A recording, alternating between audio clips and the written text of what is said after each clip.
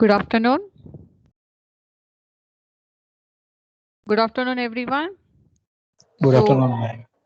yes, you can hear me, right? Yes. Yes. So today's session will be handled by Dr. Raghuram Holla, sir, and Dr. Punya, ma'am. So I welcome both of them. Now, this particular session is a continuation of session 1. So hope you remember session 1 you had on. Can you just tell me what was there? What was the content in session 1? Anyone? Quantitative aptitude.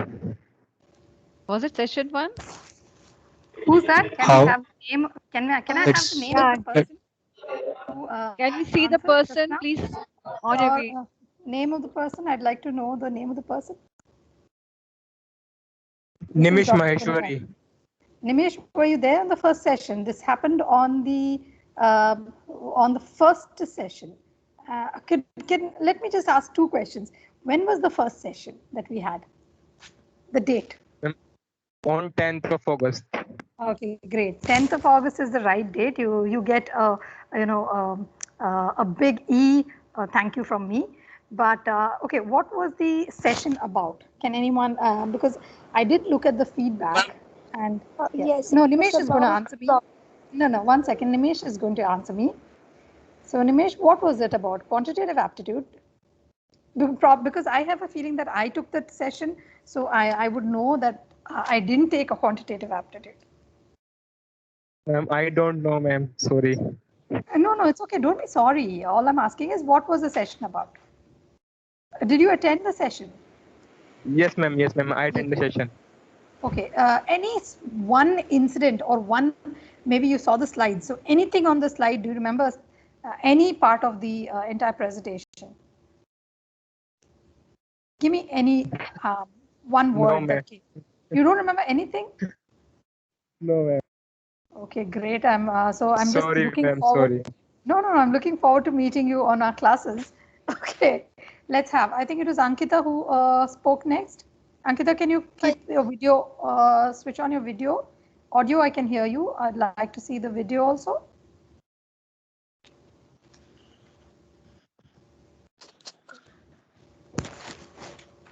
Yes, ma'am. The session 1 was about the problem solving skills. Okay. So there, we had like you all taught us that how fast we can solve a problem. Okay. So, Any other word that yes, comes to your mind? yes. Like it's first we need to understand, then Yes. we need to plan, and then decide. Yes. Then break it down. Yes, and then practice is the key. So we Yes. need practice, practice, and practice. Okay, so you get a big clap from me, Ankita. So great. So I'm glad. I hope Nimesh can recall something. Anybody else? Thank you, Ankita. Anyone else who remembers anything from the earlier session, the first session which was conducted? Raise your hands, or you can unmute yourself and. Ma'am, Talk. time estimation of project completion. Who's this? I need the name and the video if you can show yourself. This is Parijat, and on the first session you have taught means how to means project completion time estimation जो होती है ना. जो होती है ना, can we have it in English? वो और एक आपने ग्लास वाली प्रॉब्लम भी सॉल्व कराई थी. English में बताओ. English में बताओ. We are talking medium of language instruction is English. Ma'am, basically you have taught about problem solving means the right attitude, and means how to understand the problem, how to crack that problem. How to crack the problem. So you're just adding on to what Ankita Dua spoke about. Yeah, okay, thank you, Parijat. Since you have said that about practicing. Perfect. So that's exactly the 5 points that Ankita spoke about, Parijat. Thank you. Anyone else? I'm looking for 2 things that I spoke about, at least I think I spoke about. So let's see. Anyone else in this whole audience? Okay, we have around, how many of us are here right now? So we have around 71 right now. Okay, so the numbers come down a little. Yeah, okay. Yes, just come down. So anyone else who wants to come forward and tell me what you thought you heard on the first session. I'm thinking outside the box. Yes, who's this? Can I have the name Amit. and the Amit, where are you? Can you show me your video? Just a second, ma'am. Yeah. Get yourself all ready and let me see. Nothing like that. Can you see me, ma'am? Yes, perfectly, Amit. Yes, Okay, yes. so Amit, what was your contribution? What did you say? Yeah, thinking outside the box. We did that Thinking in our outside the problem box. So 9 that- dot box. the Just 9 to dot draw problem. that. Fantastic. So, okay, so I'm a little satisfied that yes, you did listen to something, and I hope it made a difference. Now, thank you, Amit, and you can switch off your video. Sure, ma'am. Okay. Before handing over the session to Dr. Raghuram Holla, I would like to say one thing very clearly. Now, I know if you understand during classes or during your lectures or during a webinar, what we understand is what Nimesh or you tend to forget what you've been taught, or tend to forget what was discussed with you. And like Parijat said, he remembered the time estimation. So what happens with most of us is that we retain only the last bit of information that is showed to us. So I remember that time estimation was the last problem. Was it, Raghuram? Yes. So it was the last thing. So I think you all need to understand that at this point, going forward, anyone can ask you. I mean, when you think forward, most of you are looking at going, because the questions that were pertaining to placement was that, okay, what are the things that what would you need to be, to do well in placement? So one of the things is remembering. So memory is an important concept, and memorizing things not in sequence. So if you remember, I think Amit said thinking out of the box, because that was the first thing that I spoke about. We talked about a story, and where we had the businessman, then we went into thinking out of the box, and then we presented 3 scenarios which we asked you to work with. So yes, so the first session was all about logic building through critical thinking. So it's all about thinking out of the box, not restricting your thoughts and your plan to solve a problem. Today we're going to go to a more structured format of logic building, and we're going to look at how we will do logic building through programming. Okay, so to give you a better insight into that aspect of logic building. Now, logic building is something that is inherent in each one of us. So it's not something new. I really tell this to all my students. You don't have to go, all out and try to figure out how do we do this? What is the logic? Logic is only asking questions. How do we do this?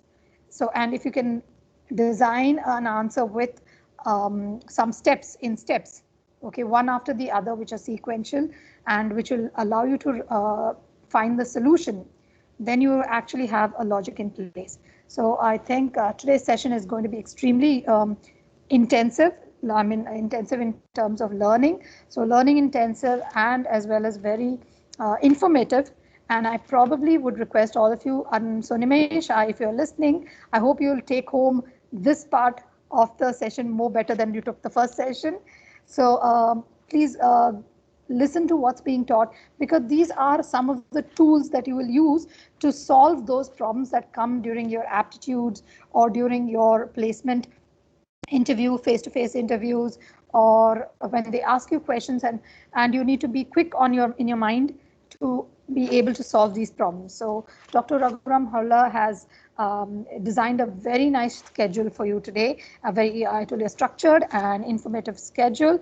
And with this very tiny introduction, I hand over the session to Dr. Raghuram Holla, and I hope every one of you benefits from this session. Thank you very much. Thank you, madam. Good afternoon, everyone. Welcome to the second session of logic building. In the first session, we have already seen how to think out of the box to solve the given problem. And in today's session, we will see how to find an efficient solution. And we will also see why it is important to focus on efficient solution.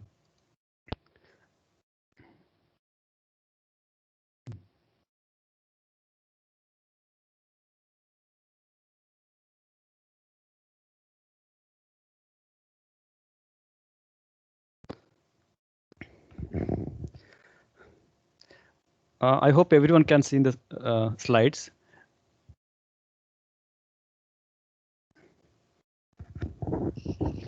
Yes, we can Can you see. raise your hands? Can any of those participants raise their hands and let us know if you can see it? Archana said she can see it. Yeah, I can see it, ma'am. We'll give the chance to the Yes, students Namrata, also. thank you so much. Yeah. So, Raghu, you're good to go. Okay. Okay, let us start with a very simple example, the concept of prime number. And it's widely used in cryptography applications. You already know what is a prime number.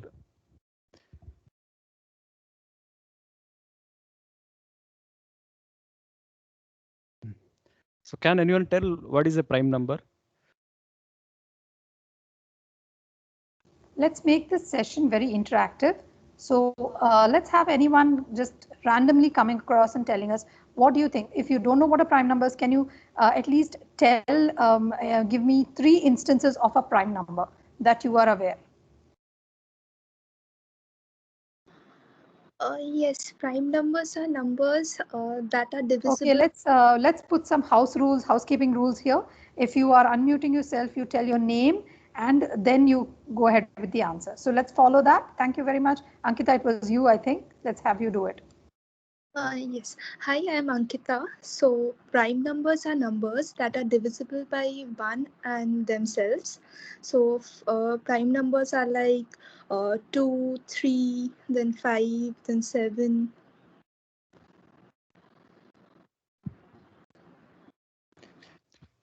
Okay, very good. Okay, now given a number, how to check whether it is a prime number? What is the general procedure?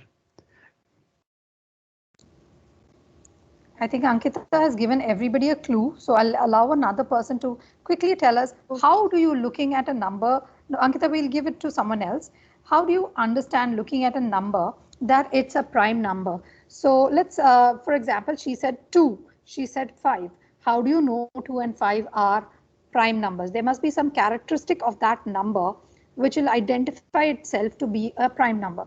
Let's have one person from the crowd, raising a hand or unmuting yourself. But the housekeeping rule remains the same. Switch on your audio, please tell your name and give the answer. Thank you.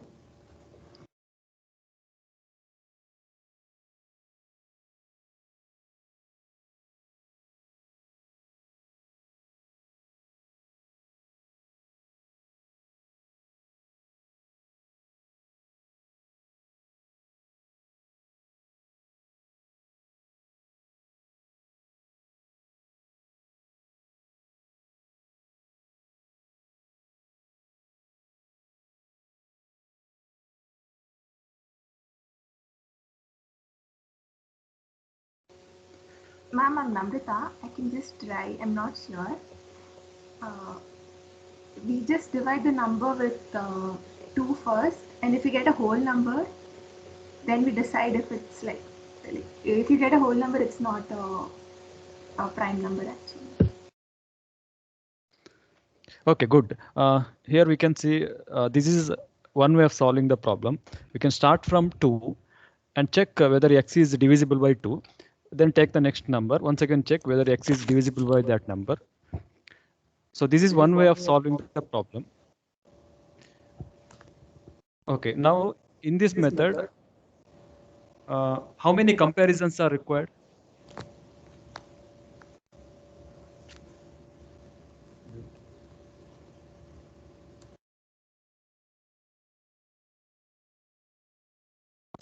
Okay, as you can see, the number is there. Look at what we are trying to look at is to find an efficient solution. Now, when you say efficient, is we're looking at finding the solution with maybe a lesser number of steps or in a more systematic method of finding the solution. So let's have someone tell us. The answer is obvious, but let's have someone answer.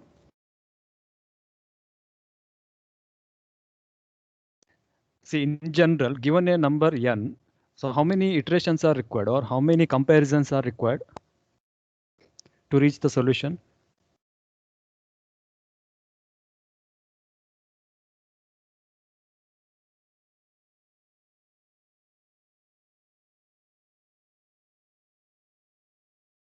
I hope the question is clear to everyone. In general, given any number n, now to check whether it is a prime number or not, how many comparisons are required?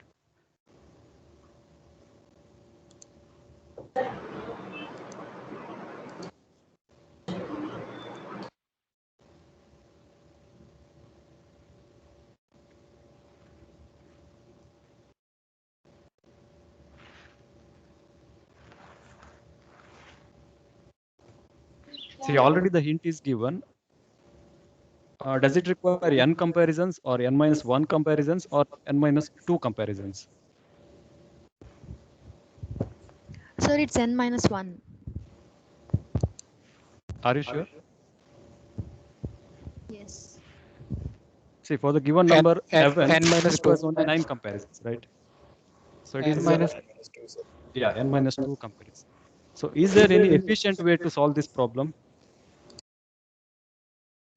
No, sir. It takes very long time to check Now my every. question is there any efficient way so that it can be done with the minimum number of comparisons, something less than n minus 2? First, directly divide the number by 2. Then again, that number can be compared with by n minus 1, n minus 2. That in that sequence we can determine. How many comparisons are needed in that method? Once again, I think it is n minus 2. Okay, what about this solution? I think all of you already know that a number is not divisible by anything above the half of that number. So can use that idea here. So once we reach the half of the that number, then we can stop there. No need to proceed further because anything above half of that number is not divisible by that number. So if you use this method here, it requires only 4 comparisons. So in general, for any given number n, it requires only n by 2 comparisons if we use this method. Okay, now the question is, can we make it more efficient? So here we can see that this solution is more efficient than the first solution. In the first solution, we had to perform n minus 2 comparisons. Here it requires only n by 2 comparisons, correct? So can we make it more efficient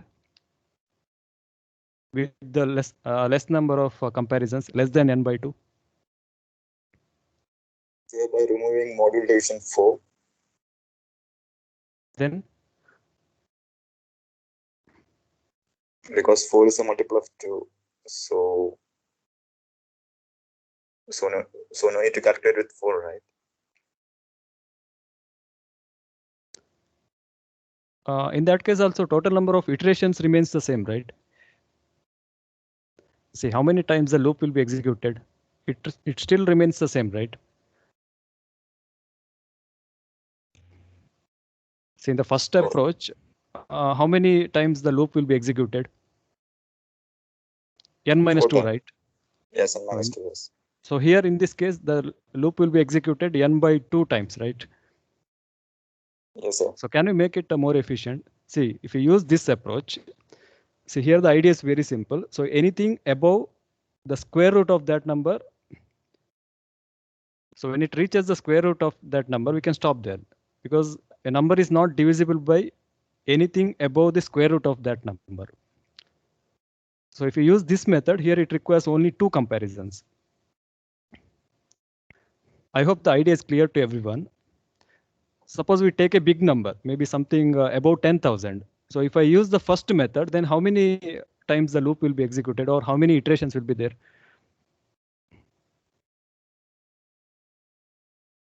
$9,998.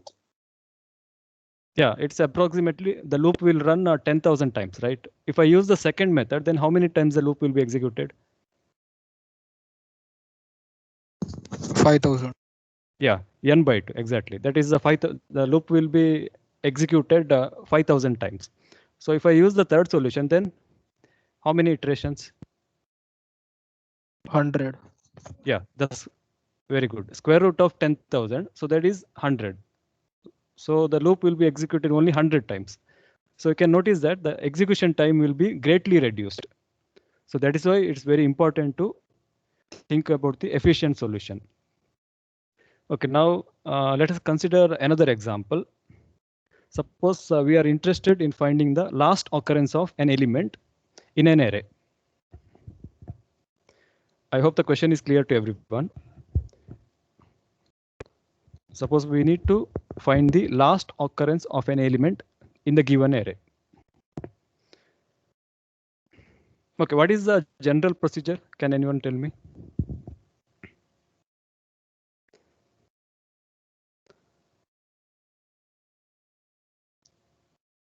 See, the direct approach is we can start from the beginning and take each element, compare it with the searching element, so that by the time we reach the end of the array, so we know where exactly the last occurrence is found.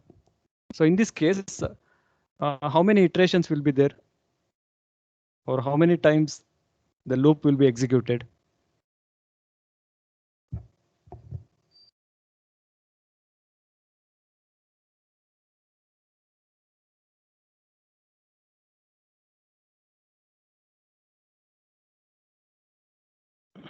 n-1 times.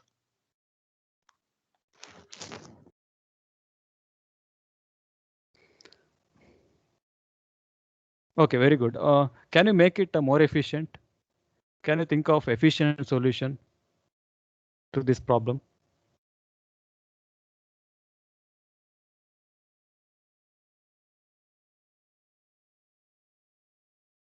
So can we reach the solution with the minimum number of iterations? Because if you use this method, it requires n iterations, right? So I'm not sure. N minus 1 minus j. So j will be the number which is already been searched in the whole array. So that will be excluded every time. N minus 1 minus j. Are you sure it will work for all the cases? If you are searching linearly, then I guess it will work.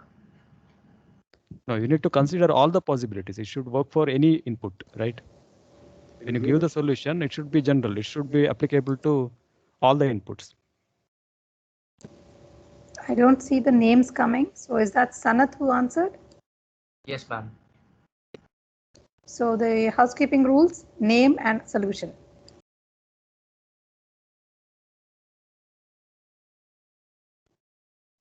Anyway, it's good that you made an attempt. Okay, why can't we start? Okay, in this case, it requires n comparisons. Now, why can't we start from the end of the array so that the moment we find the first occurrence, we can stop there. No need to proceed further. Correct, no? I hope you understood the logic. So what happens if we start from the end of the array so that the moment we find the first occurrence, we can stop there. Anyway, it is corresponding to the last occurrence of the given element, right?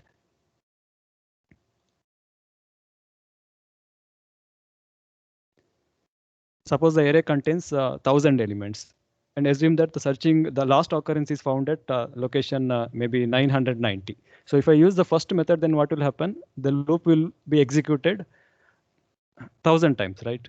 If I use the second method, then how many times the loop will be executed?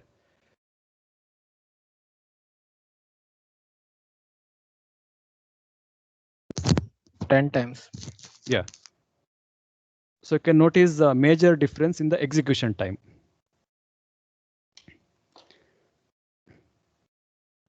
So I hope the idea is clear to everyone.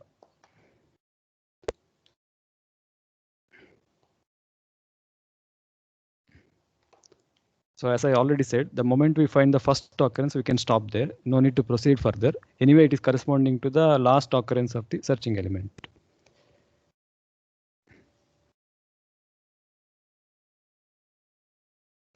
Okay, let us consider another example.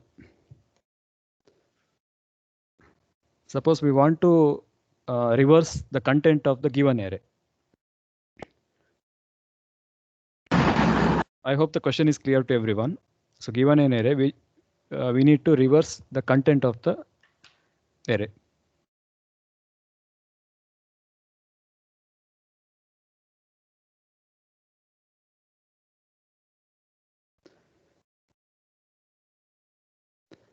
Okay, what is the logic to solve this problem?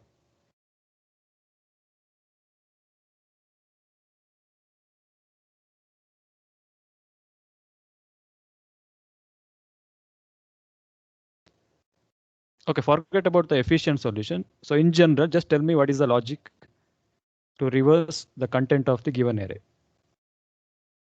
Hello, sir. This is Kedar. If we find the length of the array, we can store it in another array, like it will be in reverse order. Okay, very good. So in that case, how many times the loop will be executed, or how many iterations are required? Iteration maybe n minus, no sir, it can't be n minus 1. It is approximately n, right? Yeah, sir, approximately n. So can you think of any efficient solution to this problem?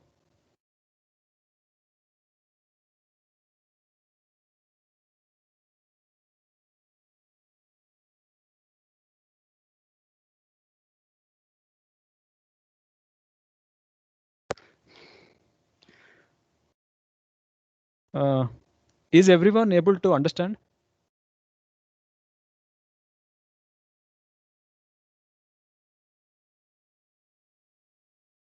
Just raise your hand.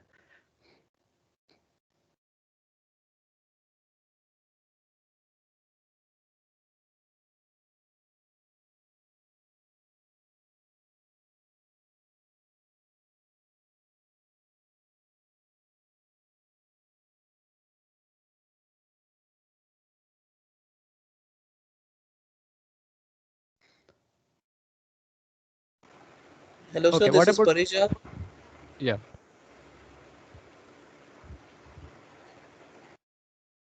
Yes, Parishad, proceed.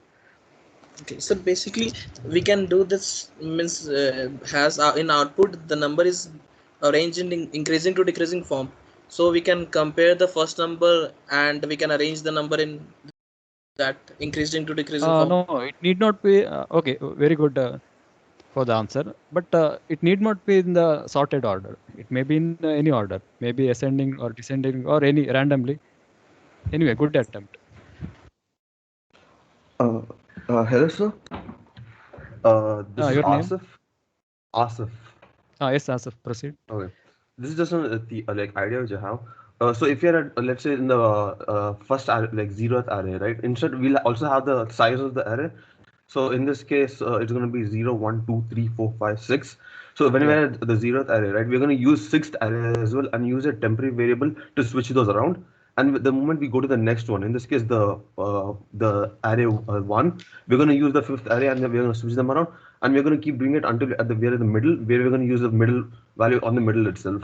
So we can reduce the number of loops at least by half by doing this.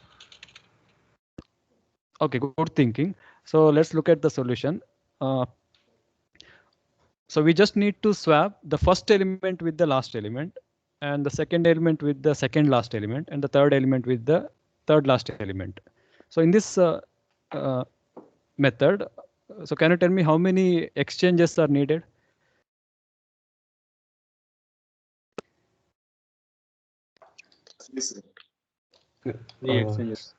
In general, if there are n elements, how many exchanges are needed, or how many iterations are needed? This is Asif. It will be n divided by 2. Very good. Exactly. It is n by 2.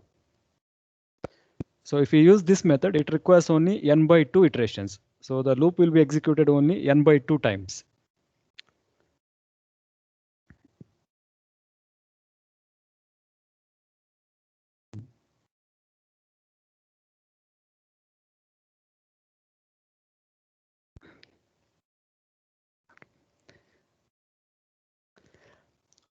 Okay, let us consider another example.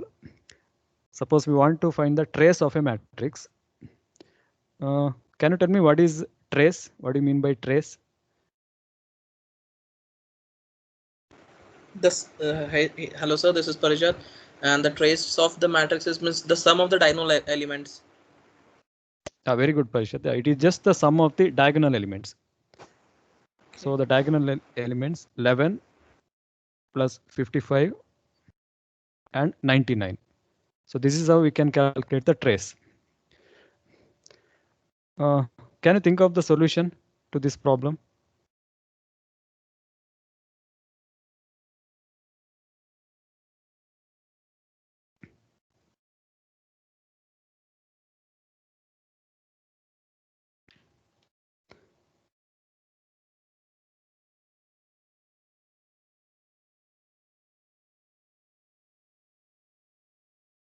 See, normally we use a nested for loops to process matrices, right?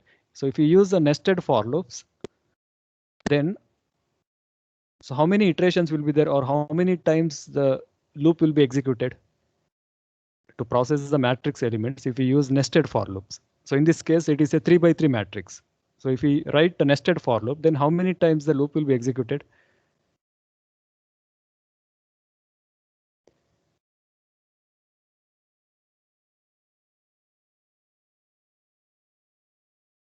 N cube times, sir. Sorry? N cubed. Is it n cube? Yes, sir. How it is n cube? Actually, for every element we have to multiply with other elements. Na first 11 with 44, 11 with 55, 11 with 66. That's No. Now I'm asking about how many times the loop will be executed to process the matrix elements. If you write nested for loops, how many for loops we need here? 3 for loops, sir. Do we need 3 for loops? For 3 rows, no. That's why. 2 for loop for I and for J. 2 for loop. Yeah, correct. To process each row, we need one for loop, and to process each column, we need another for loop. Perfect answer. So if the dimension of the matrix is n by n, so if we use a nested for loop to process the matrix elements, so totally how many times the loop will be executed?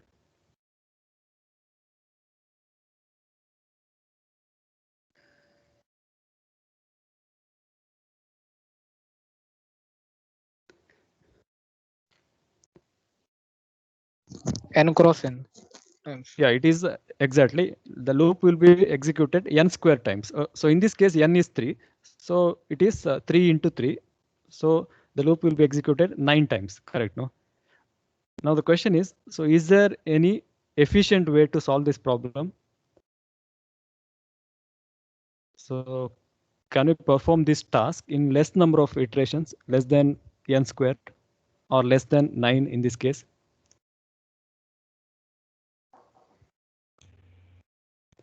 So using a single loop, A of II, A of... Can you just explain how? Like from I is equal to 0 to n minus 1. A of I, when 1 I is equal to 1, A of 1 is 11. Then I is incremented to 2. A of I is A of 2 is 55. Okay, great answer. So it's exactly so. So we know very well that if you look at these elements, diagonal elements 11, 55, 11. What about the row index and column index for the element 11? It is 0, 0, correct?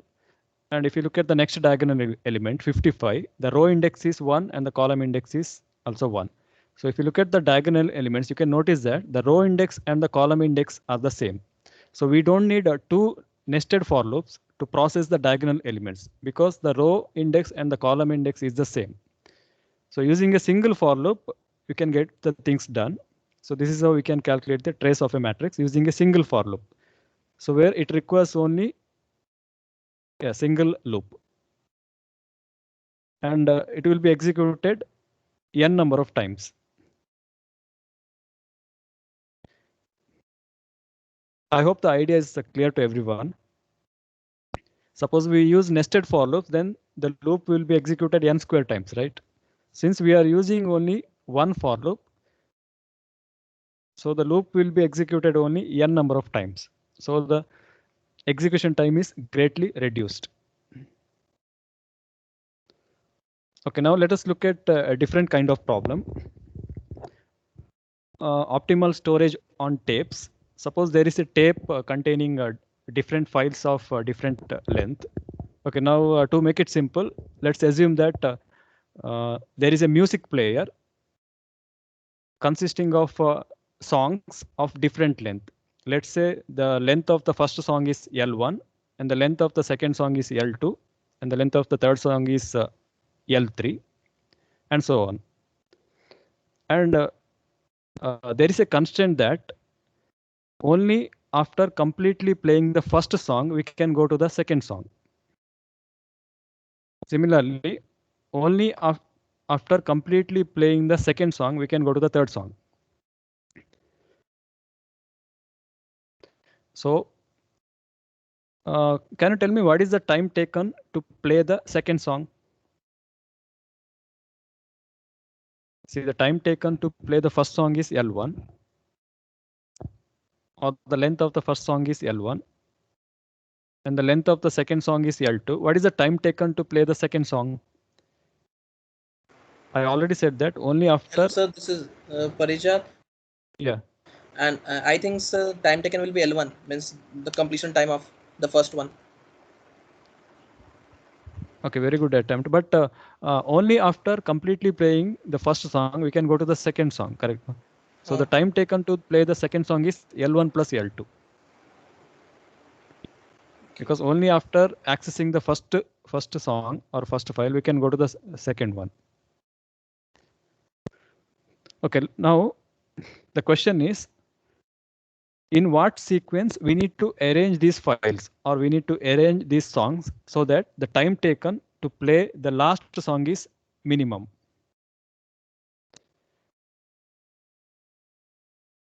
I hope the question is clear to everyone.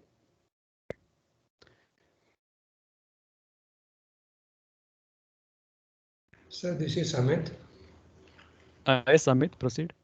Arrange it in ascending order. So first, which is the least amount time taken song will be arranged first, then the next one like that. So when you come for the last one, the least amount of time will be taken to play the last one. Okay, great answer.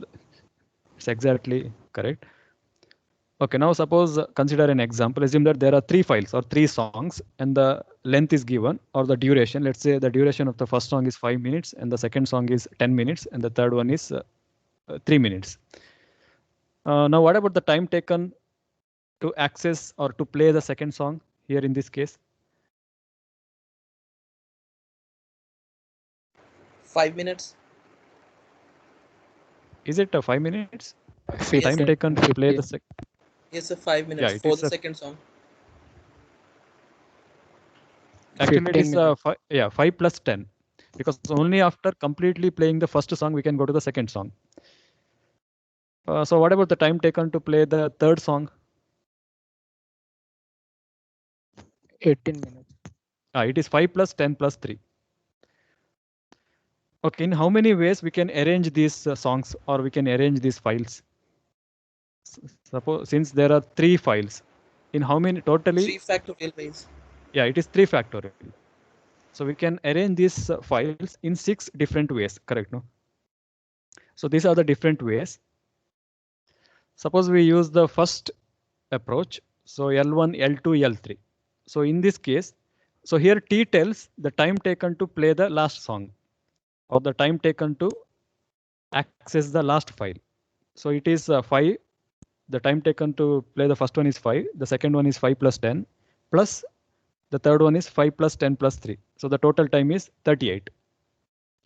Okay, suppose I arrange these files in this sequence L1, L3 and L2. So here what will be the time taken to play the last song? The first one is 5, second one is 5 plus 3, and to play the third song it requires 5 plus 3 plus 10. So here the total time is 31. Okay, now can you tell me which is the best solution here so that the time taken to access the last file is minimum? So which one is the best solution among these? Fifth solution. Which one? Fifth one, 29 by 3.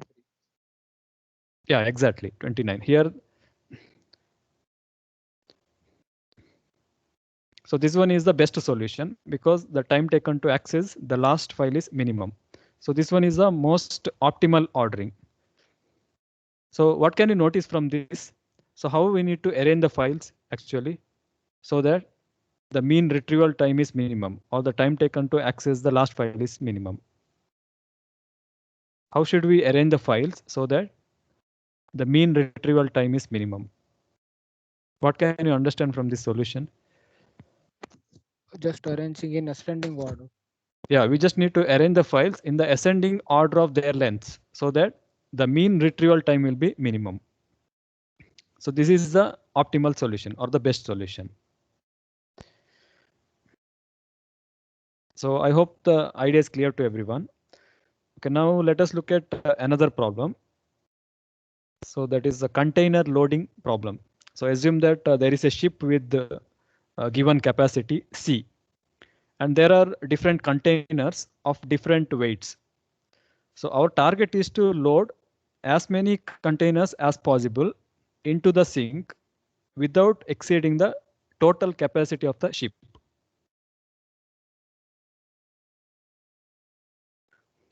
So is everyone able to understand the question?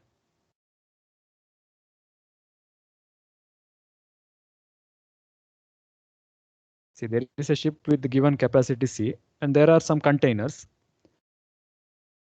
of different weights. So our target is to load maximum number of containers into the ship without exceeding the total capacity of the ship.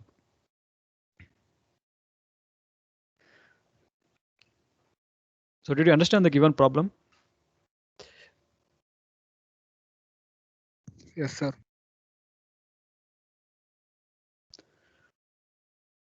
Okay, now let us consider this problem. Assume that there are 8 containers. And the weight of each container is given. The weight of the first container is, let's say, 100 kg, and the second container is 200 kg. So there are 8 containers, and the total capacity of the ship is 400 kg. So can you give the solution to this problem?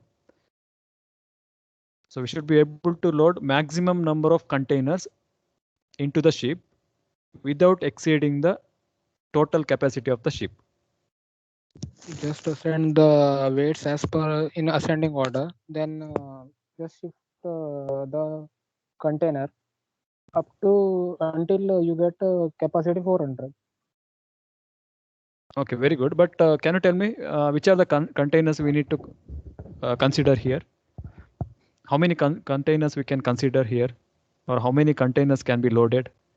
Should I calculate or just Yeah, 20? can you just calculate and tell me? Wait a minute, please. So what about others?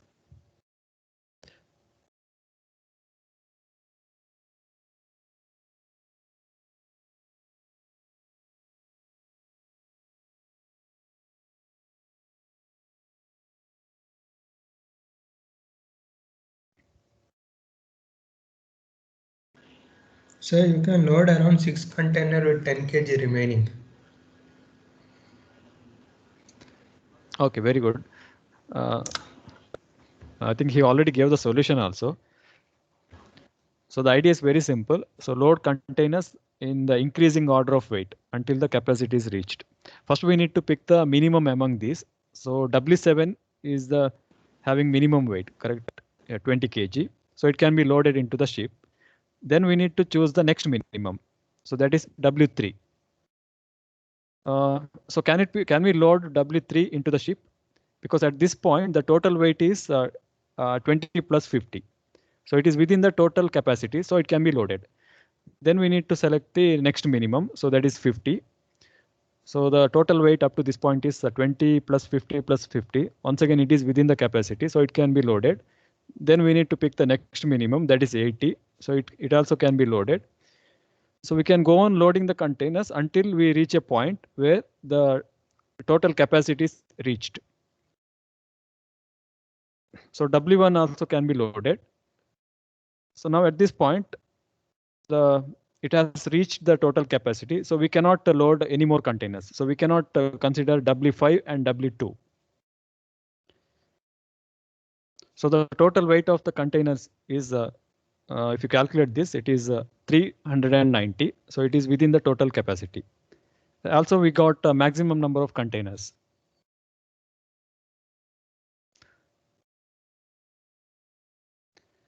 So I hope this is clear to everyone.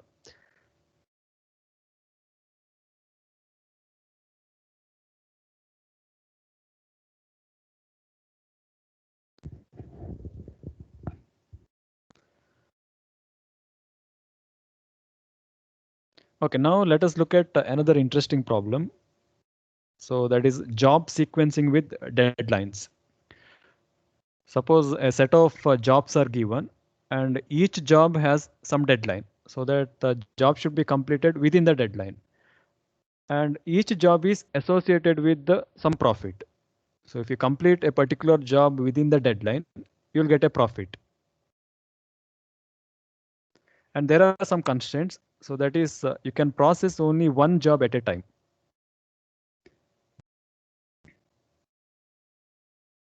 So we need to select the jobs in such a way that we should be able to gain maximum profit.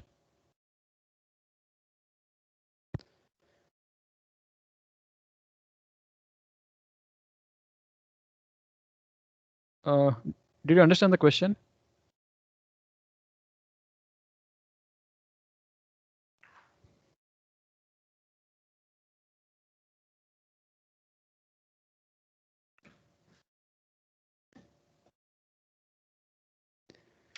Just raise Yes, your sir. hand. Yes, sir. So Dr. Halla, how is it going now?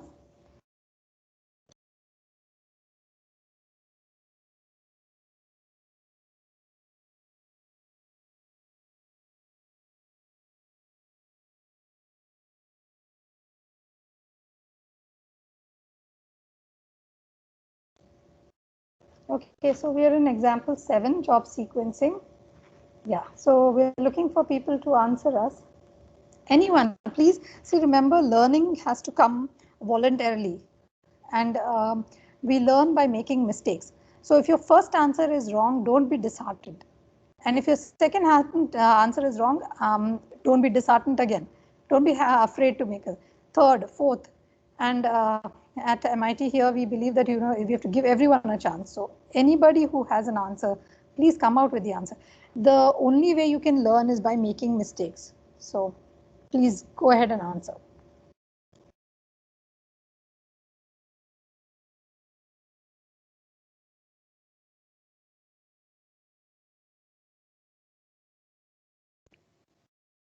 Okay, just consider this problem.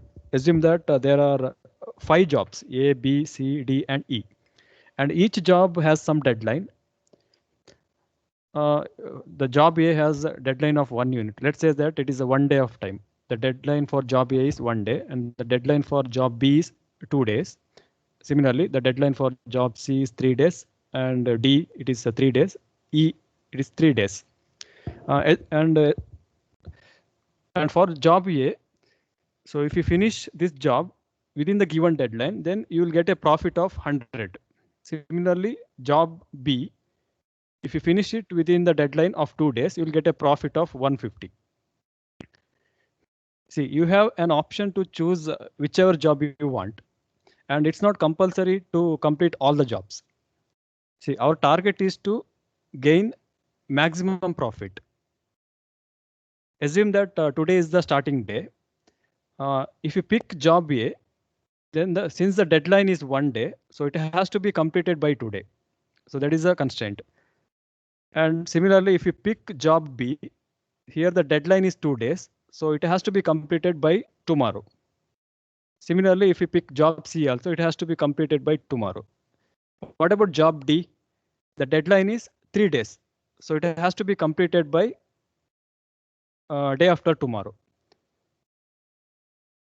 And each job takes 1 day of time to complete it.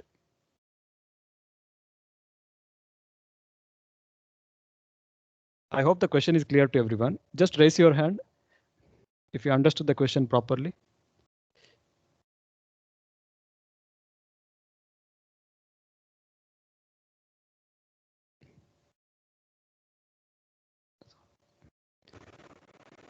Okay, so we have the same names, Asif, Namrata.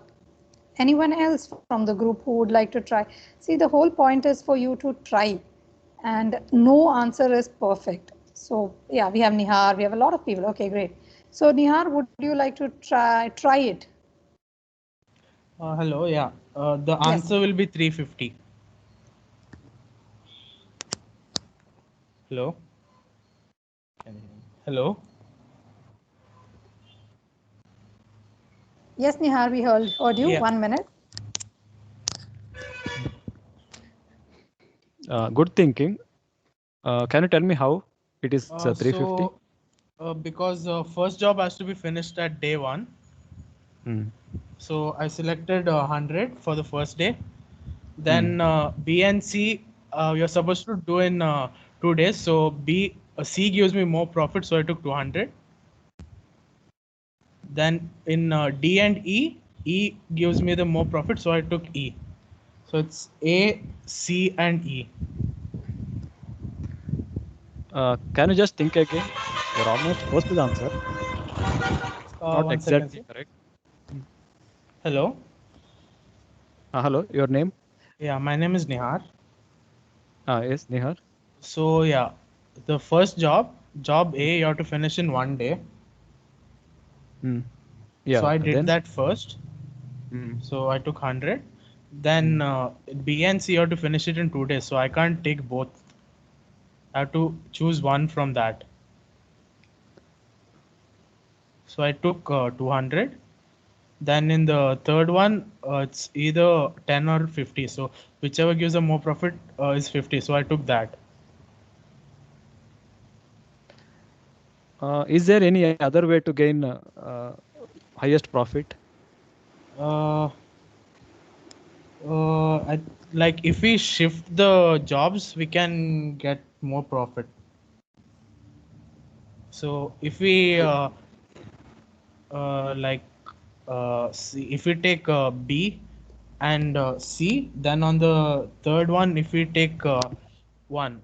So I meant like, so job B and C has 2-day deadline. You can finish it in 1 day as well. So if we take B for the day 1 and C for day 2, so you'll get 350 there itself, because you can finish the job in 2 days. Okay, Nihar, very good. Let's wait. Let's ask somebody else. Namrata.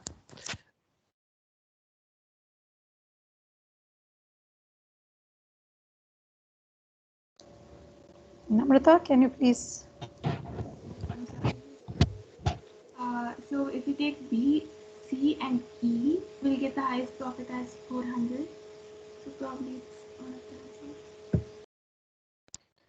answers. Can you justify why we need to select E? Because A is more profitable than E, right? If you select job A, that gives highest profit when compared to job E. But if when I'm choosing B and C, they should be done within first and second day. So, but I can't put again first day. I can't use A as first day because I'm already using B and C. So great attempt, very good. Okay, now let us look at the solution. So among these jobs, job C gives highest profit. So we can select job C first. And the deadline for it is 2 days. So it can be completed by today. Suppose today is the starting day. So job C can be completed by today, because every job takes just 1 day of time to complete it. If I pick job C first, so it will be completed by today. Now, so which is the next job that gives next highest profit other than C? You can notice that job B gives the next highest profit. So that is 150. And it also can be completed within the deadline. So on the second day, we can pick job B. Since the deadline is 2 days, so it can be completed by the end of the second day. Now coming to the third day, So which is the next job that gives the next highest profit? Actually, job A gives the next highest profit, but we cannot pick job A since the deadline for job is already over. It has to be completed by the first day itself. So which is the next highest profitable job after job A?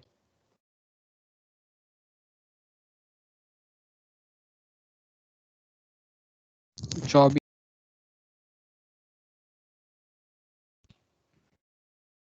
Yeah, job E can be selected because that gives the next highest profit. So also we can see that the total profit is for job C, the profit is 200, job B, the profit is 150, and job E, profit is 50. Total is 400.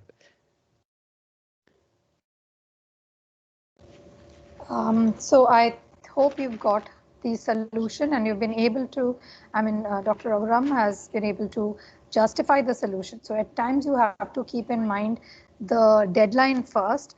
And the profit, obviously, every time everyone looks for maximizing profits. So maximizing the profits is key for us. But we also need to keep in mind that the timeline is something that we have to also be careful about. So when making our choices, we look at maximum profit and within timeline. Yes. So do we have another question, Raghu?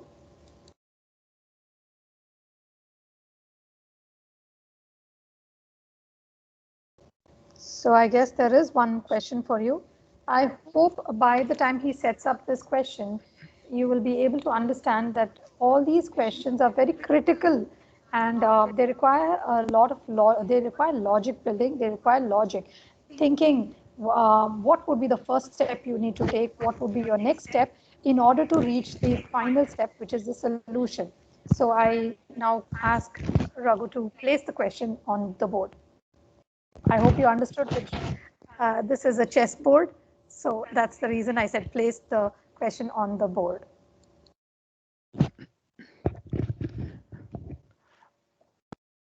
Okay, I hope the question is clear to everyone.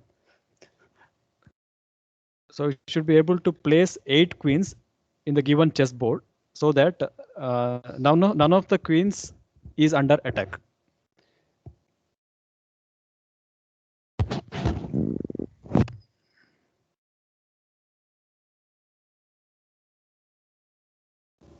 Okay, this is one of the most commonly asked questions in your placement interviews. So please attempt this, anyone and everyone, I suggest. Namrata, can you lower your hand? Are you looking for answering it? So if you're looking for the answer, I'm really happy to see. No, Namrata is. So anyone else from the people we've been listening to, I think it's the same set of students. Let's look for people. Let us brainstorm. The only way you can learn is by brainstorming, giving answers, suggesting answers. It may be correct, it may be wrong. The more correct it is, I would say you need to work harder. The more wrong it is, it means you're working hard. So please remember, it's not by, you can't just get it in the first attempt. You have to practice. That was what we taught you on the day one. So let's have some more hands raised. The question is still open.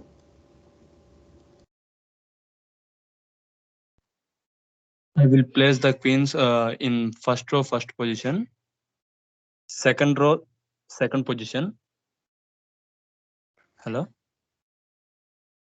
Yes. This, I need the name. We need the name first and then the answer. My name is Nagarjuna. Okay, Nagarjun, go ahead. In first row, first place. Okay, what about the second queen? Second row, last place. Then third one. Third one, second column. Third one, second column. Okay, one random question. How many of you are chess players or have attempted your hand at playing chess? Raise your hands. I'd like to see the answer to this question. Yes, I know chess.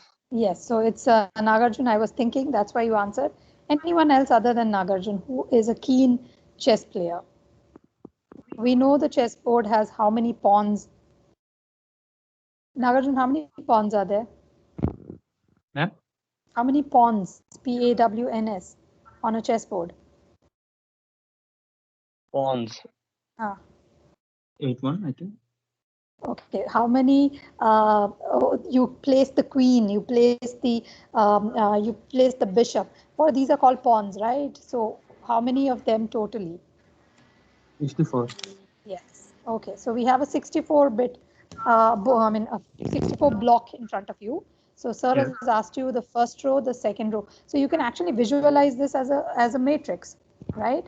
So Yes. many rows and so many columns. Yes. So go ahead, Yes. Nagarjun. What is your next answer?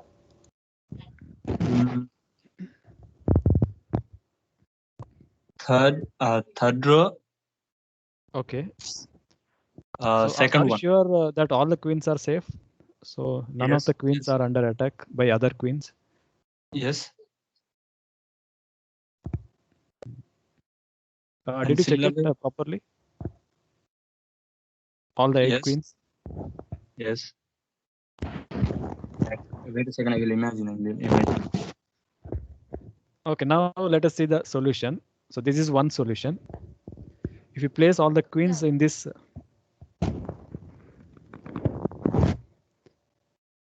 way, then all the queens are safe.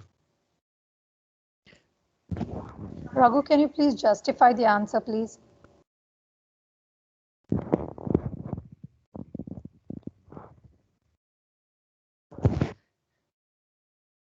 See, I think you already know that.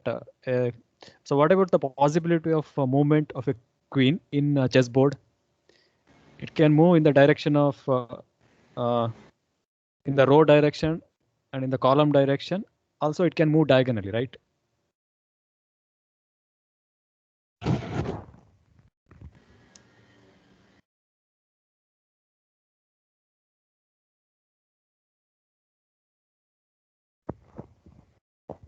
Yes.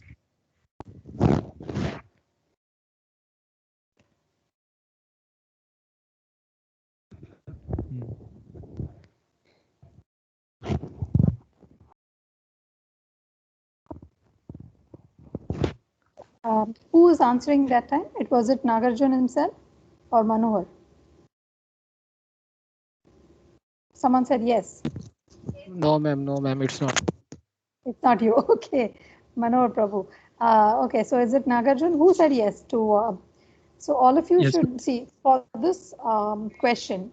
Now, what we need to do, it's not easy to solve this problem unless you know how a chessboard works, how each of these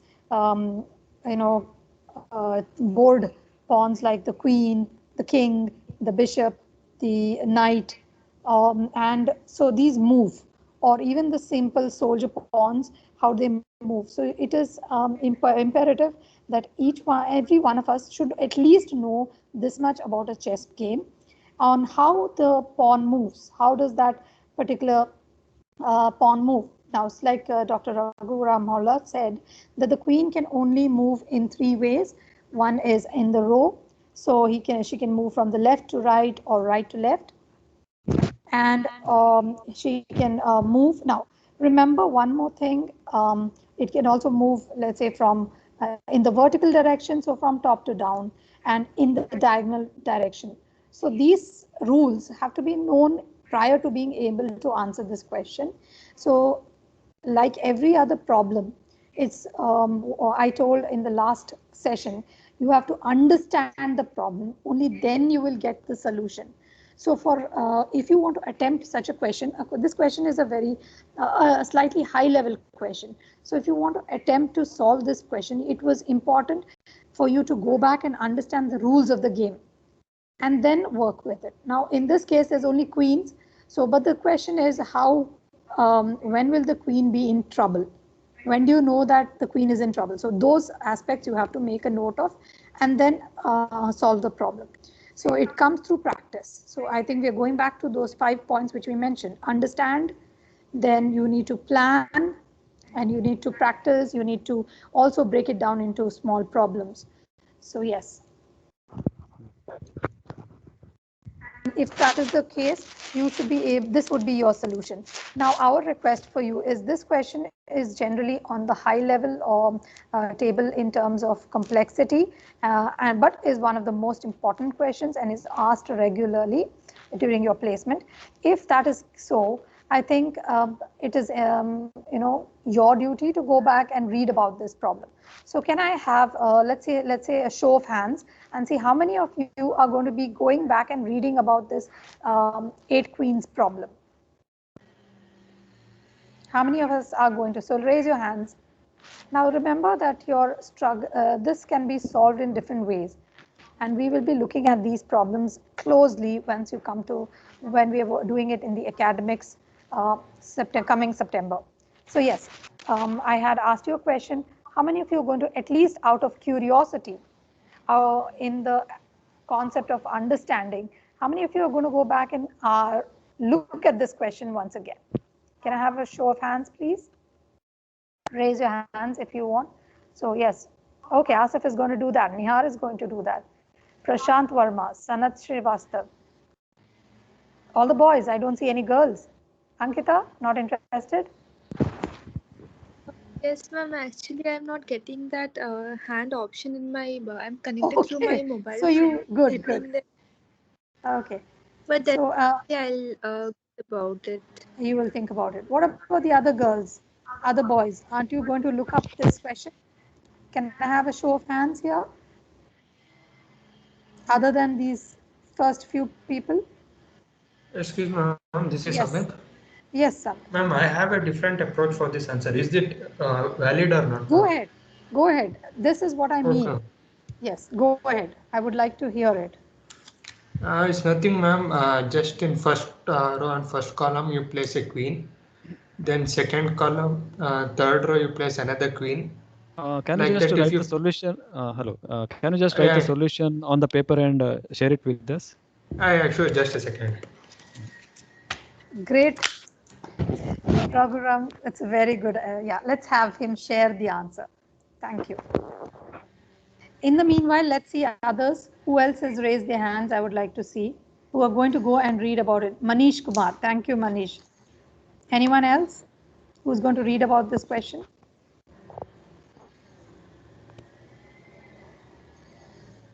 Me.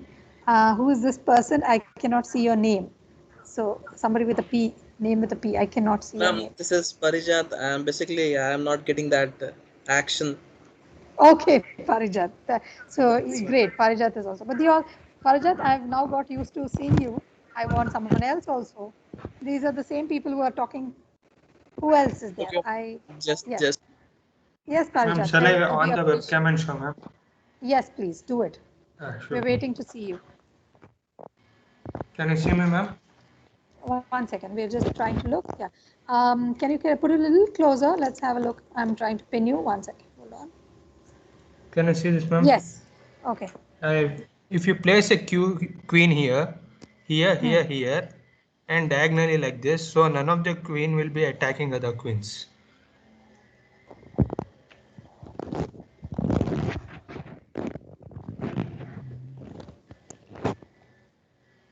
Okay, we see. I can see it. Hold on.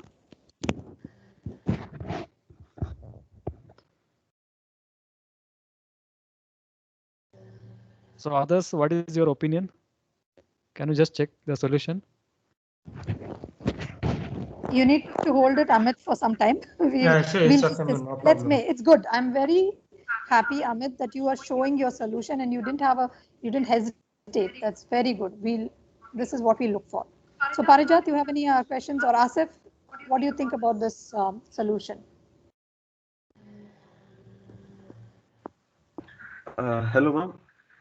Yeah, I was thinking of this a similar solution like this, probably like placed it in the form of like the way the horses plays as well. I was thinking of something similar as well. Who's this? Can I know the name? Asif. Okay, Asif. Okay, great.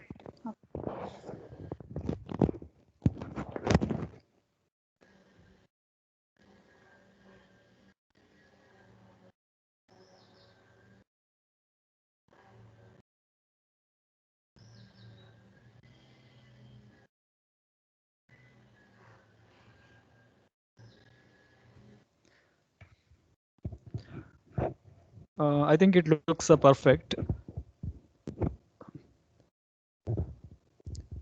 So it has multiple solutions also. You can think of. Yes. Thank you, sir. Thank you, Amit, for sharing sure, that. ma'am. It was Yes, very, ma'am. I was very happy with, we are very happy, in fact, that you shared your answers. So yeah, Manish, you have anything else to say, Manish?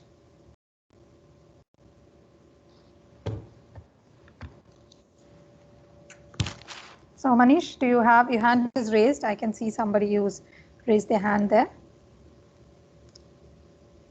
No, ma'am. Is that Manish or somebody else? Yeah, Manish, your hand is still raised. So do you have a question for me or for Dr. Harra? No, ma'am. Okay. So I think with this, we have extended by 10 minutes. We apologize for that. I hope this session was, it's meant to be an eye opener for you. The whole idea is to, like I told you on day one, that we're going to go slow. And that's how we are planning our course as well. So we might start initially with very small problems that you can solve easily, but then we will, change the tempo. We'll go in for complex things. The whole idea of this course, this warm-up session is to get you used to the way we function at MIT. And what I wanted to bring to your notice is that y'all are now going to be graduating as you're going to, go one level as postgraduates. So your thinking power should now be a little more advanced. And so we will be trying to ensure that we could do our justice to ensure that you could solve such problems on your own independently once you are with us. So I guess this is, I hope it was a useful session, and we hope that you learned at least a few easy tricks that will help you to understand how you could build your logic and at the same time give you design an efficient solution to come up with the solution, an efficient solution for the problem. So we expect that you have taken at least one or two hints and points from this session. And with that, I think I will sign off along with Dr. Raghuram Pullah. And we really enjoyed taking this session. These were two sessions. These are just, what are called teasers. I'm sure you know the trailers to movies. So this is just one trailer of how we look at, when you come on board to the MCA program. We look forward to having much more engagement in our coding classes, in our programming classes, in our, all the other subjects. So we will be looking at ensuring that you are equipped with the right kind of knowledge. So with that, I'd like to sign off, and I thank every one of you, especially those who raised their hands and took the trouble of, opening up their window and sharing their house. So especially Amit, thank you, Amit, so much for that, and every one of you who are here today. Yes, thank you very much, and have a good week ahead. Now it's I think Archana will close the. I believe Archana has shared the feedback form with you. So kindly ensure. Yeah, this is a common process. Yeah. I So thank posted you, the Archana. link of the feedback form. Yes. So kindly give your feedback. I am seeing that from session to session, the number of students who are giving the feedback has decreased. It's not increasing. So I hope there will be drastic change today. I think all will be giving the feedback. Okay. And thank you, Dr. Raghuram Holla and Dr. Punyam ma'am, for a very nice session on logic building. And I hope the students will apply this during their curriculum, that is especially in the lab when a problem is given. Okay, we hope for the best, and we'll sign off. Right. And Thank you for everybody. it was a very interactive session. Thank you, students. Most of them you were able to give the solution, and you really interacted and you came forward with the best solution.